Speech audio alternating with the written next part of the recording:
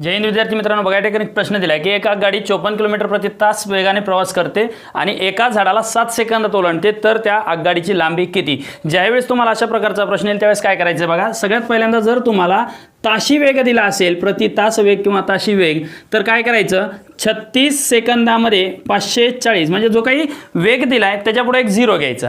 हे झाला वेळ आणि हे झालं अंतर.